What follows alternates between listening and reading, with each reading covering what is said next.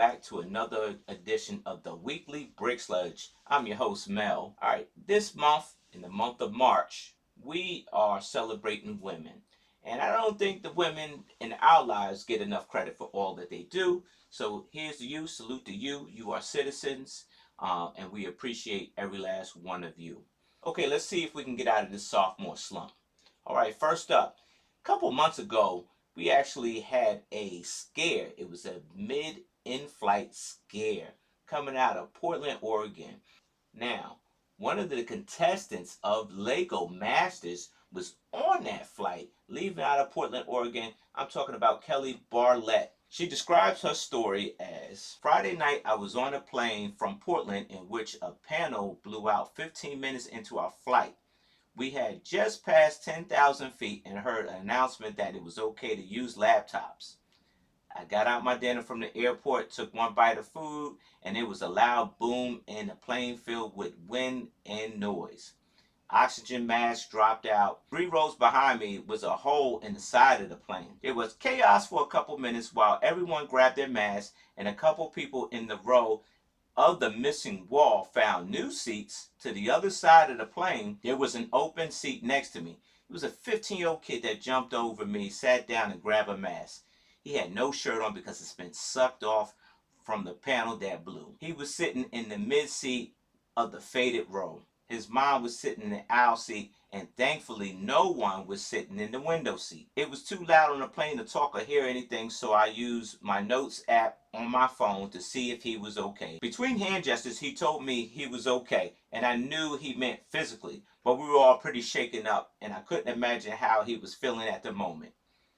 Man, that has got to be a tremendous experience. As a former law enforcement, I've been in some sticky situations, but I'm already scared to go on a flight, y'all. And I've done a lot of flights.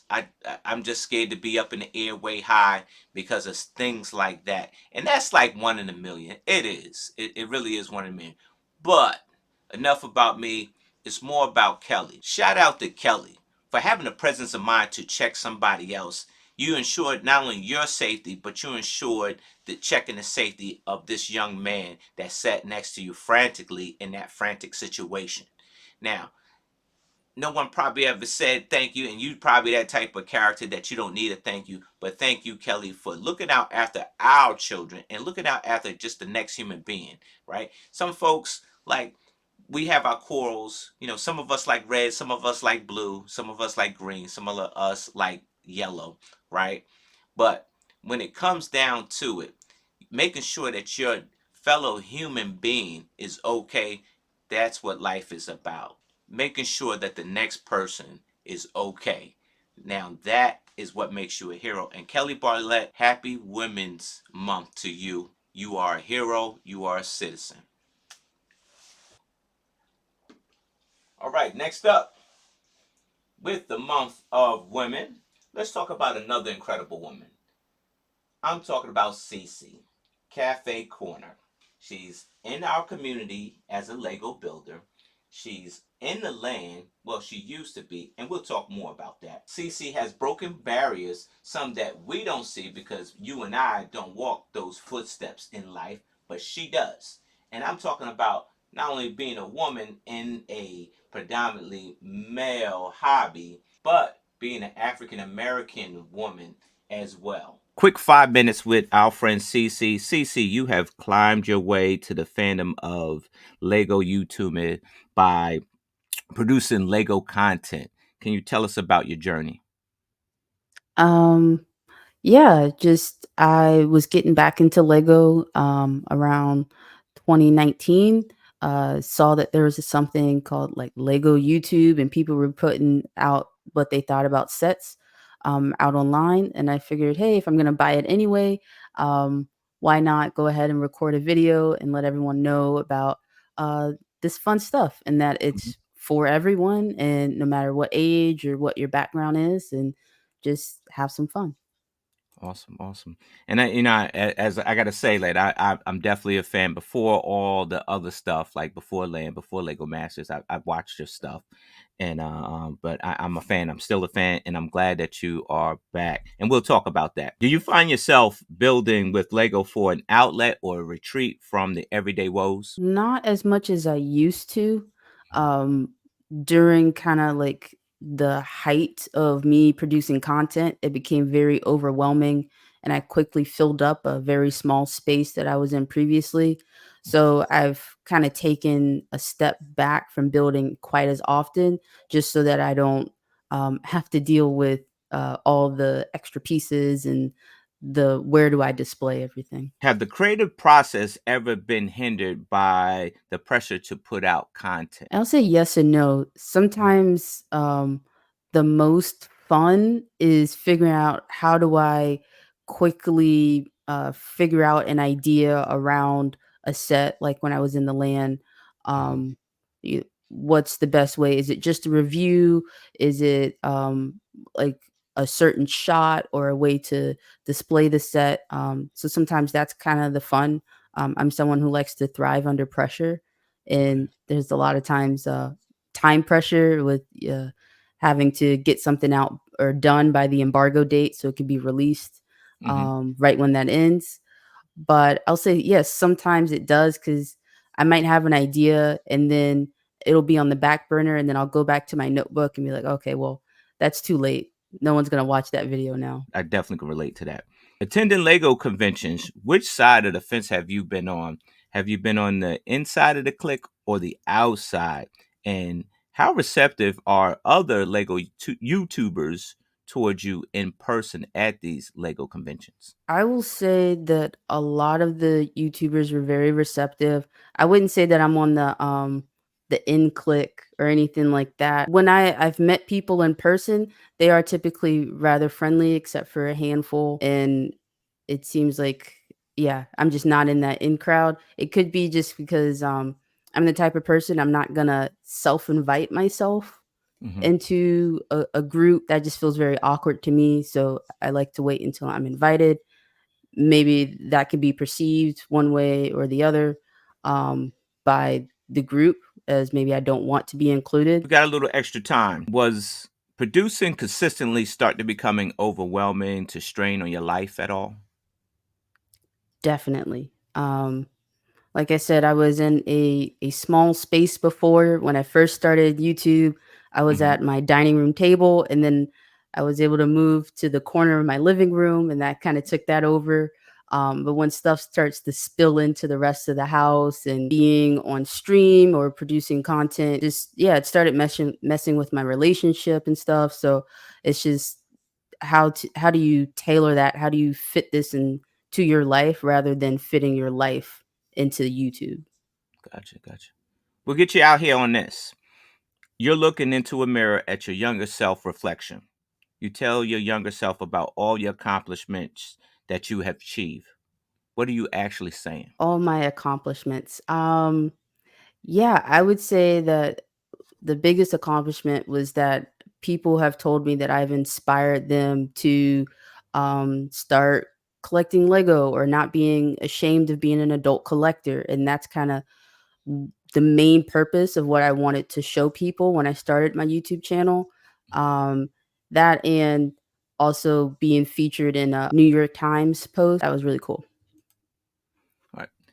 That's all the time we have here for you. I appreciate you, and I hope to see you at one of these upcoming Lego cons. There's a lot of them. Definitely. All right. Thanks. Thank you. Here's what I got out of this is that there was a person that is in love with Lego. She wanted to share that love with her viewers online and got involved or immersed into another hobby, which is YouTubing, right? And with that, with the Lego and the YouTubing, they merge together, and you get that benefit. Is that if your channel's doing well and Lego likes what you're doing, you are able to actually participate in the LAN, the Legos Ambassadors Network. You have to apply, and if they like what they see, you have an opportunity to be a part of that. Cece was a part of that.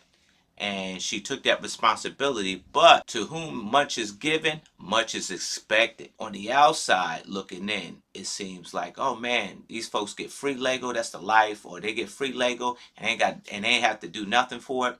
That's not true.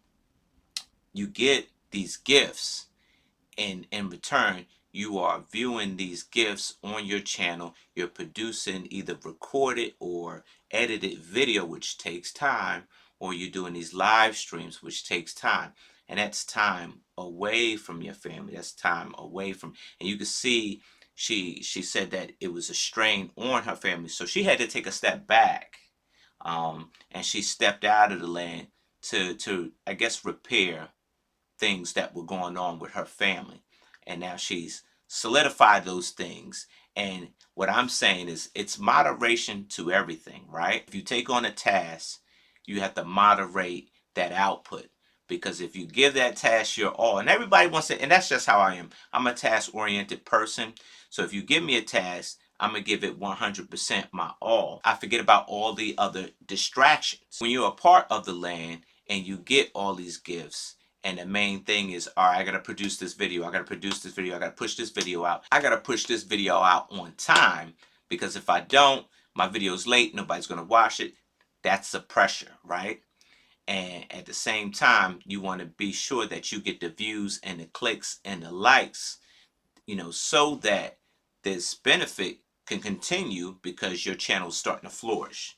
That's the idea, right? That's not what exactly happens, but that's the idea that a producer has. So the next time you see your favorite land person, kind of take it a little bit easy on them just a bit, because they're probably going through a lot of stress with producing the products that you get to see early. Right. In lieu of Women's History Month, we want to celebrate Donnie Home. Now, some of you already know who this giant is, and some of you don't. So those that don't, Donnie Home was born May 18th, 1916, and she passed away March 1st, 2004. She was 87 years old. She was Lego's group's chief model designer until 1986, when she retired at the age of 70, right? But she was more to Lego than that.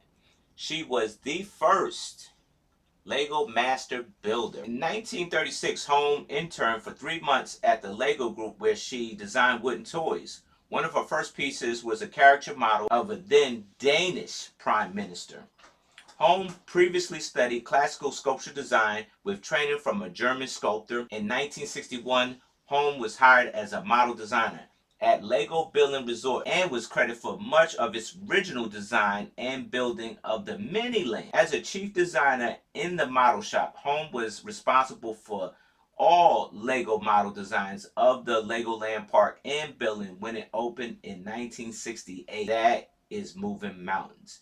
When you say 1960s, 1950s, back then women weren't viewed as designers or sculptors at that point.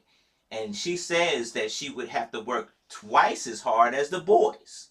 So back then, when it was so much pride and prejudice that was all over, this was global. This wasn't just in the US, folks. This was global, right? We're over in Denmark and things like this are happening. Now, imagine that the folks from the Lego group never gave Donnie her just due. We wouldn't get these great things. We probably would have a little bit later on. She was ahead of her time and was able to deliver these awesome projects for the Lego group so that we have it here and now. That's moving mountains, and that's making the change. Salute to you, Donnie Home. All right, next up, we take a shift. Let's talk about the males just for a little bit. So here we got a friend that I follow on Facebook named Jason. And apparently he has a business, a Lego business. Now that is very important, because you and I are both hobbyists of this thing we call Lego, right? And Lego is a company that provides these items that we work with. Whether if you just like to build sets, or whether if you like to mock up some sets, or whether if you take commissions to make creations, right? There are definitely merchandising. So there's people that make t-shirts, there's people that make mugs, there's people that make hats, all kinds of crazy stuff. Because you want to get the most experience, and that's the word, experience. Somebody wants to sell you an experience of the culture. And so you may have a business that deals in inadvertently or advertently with Lego. Jason is one of those guys that have a business that skirts around the product of Lego. In Jason's letter, he talks about his experience of receiving a cease and desist letter from the Lego group.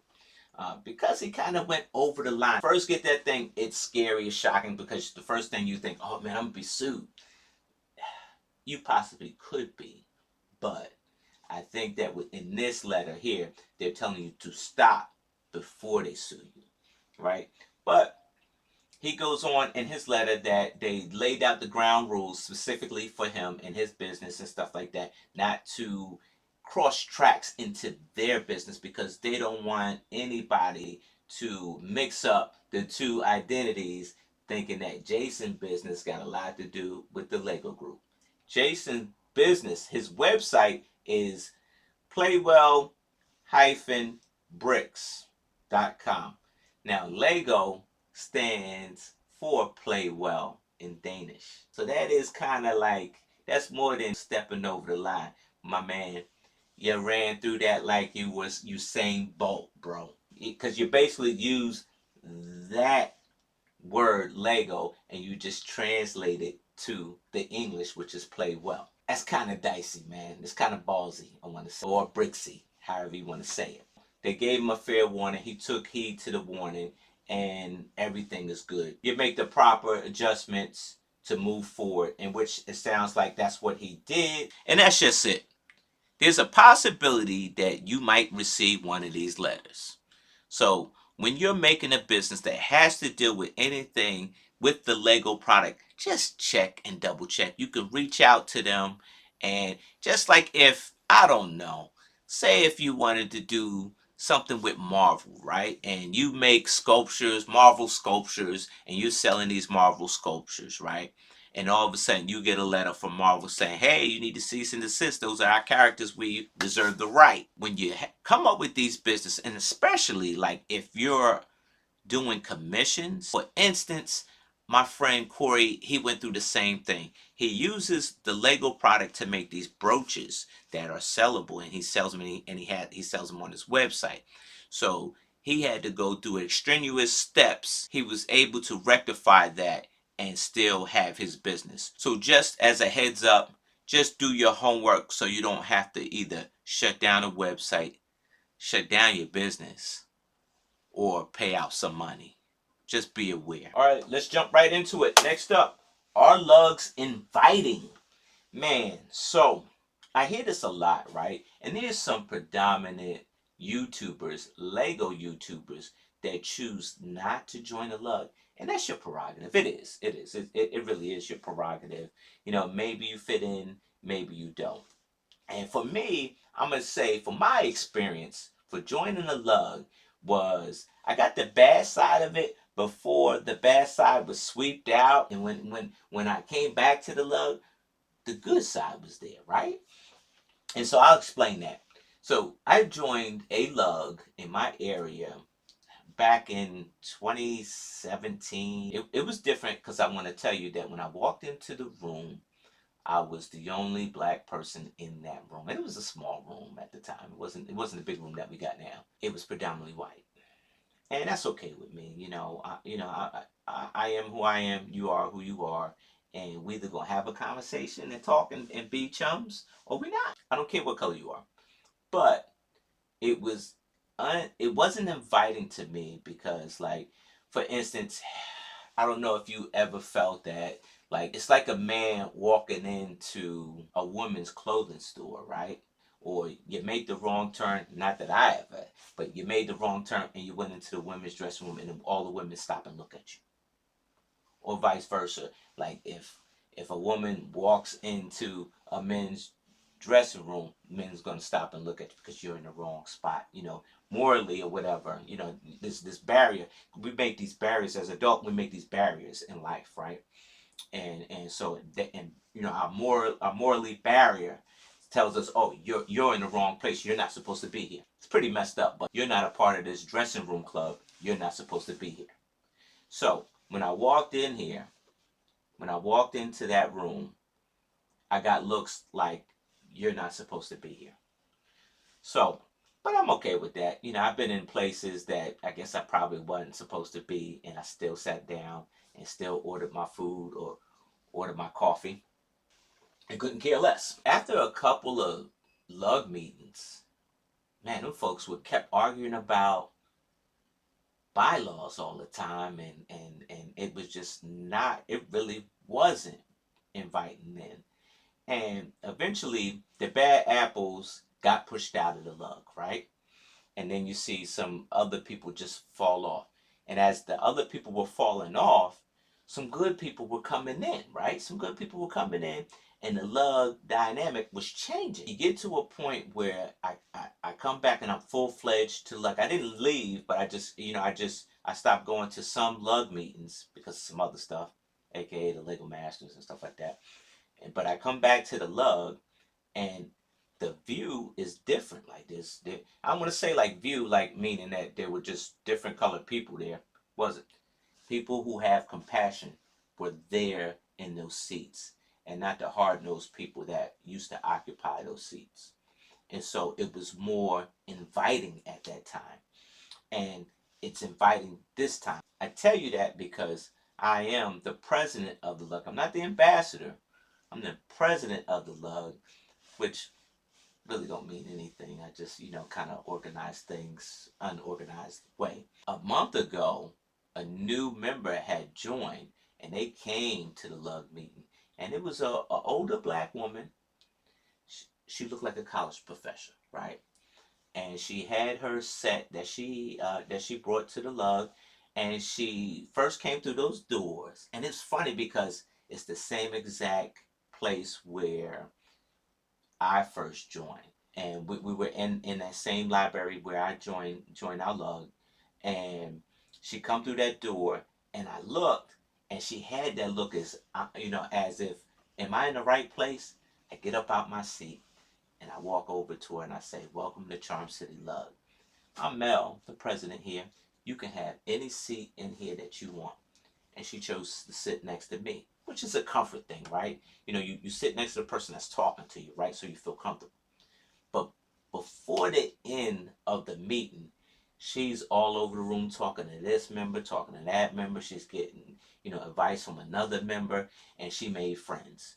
So are lugs inviting? Yes and no. But just because you have a bad lug experience on your first or second time, there's more lugs out there. Don't give up on lugs, because to me, joining a lug is like, if you like Lego conventions, this is the gateway to Lego convention. I think that joining a lug is the Lego convention, like every month before you get to the convention, because you're around Lego people. And if you got builds and you get stuck, that's the perfect place to take your build, because there's somebody there that can help you with that, or there's somebody there that need your help. So don't give up on lugs, because they're good people. All right, next up, let's talk about Lego Masters. Yeah, I know what I said. I said I wasn't going to talk about Lego Masters, but I think that this season of Lego Masters kind of gave us something that we hadn't seen ever before. And I'm pretty much excited about this one. So just hold on to your seat a bit. I know I made a promise to you. Yeah, I'm about to break it. Talk about this season Lego Masters.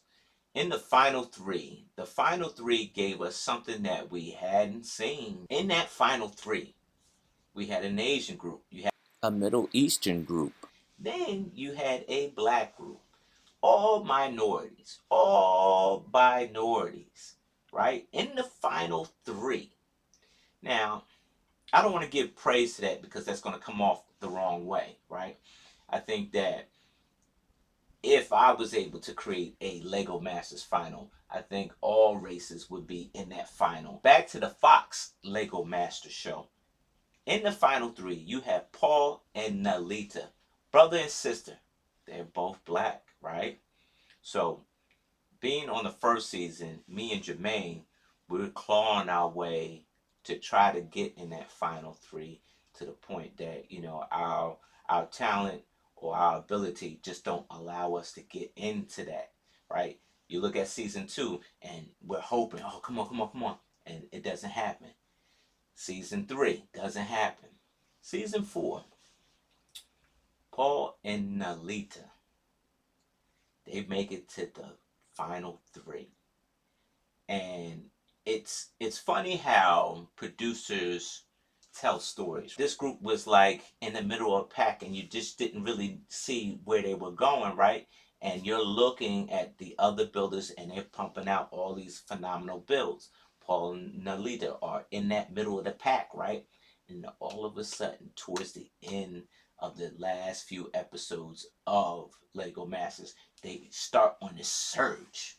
And I'm screaming. I'm jumping out of my seat because I want to see this. So, Paul and Nalita, here's the thing with that, right? Here's the thing with that. Thing with that is that here's where I'm coming from, and maybe Paul and Nalita can relate, maybe they can't. Here's the thing, being in a small group or a small community, in a black community, right? You represent your family, your brothers, your sisters, you represent everybody that's on your block. You represent that black community. That's a lot of responsibility.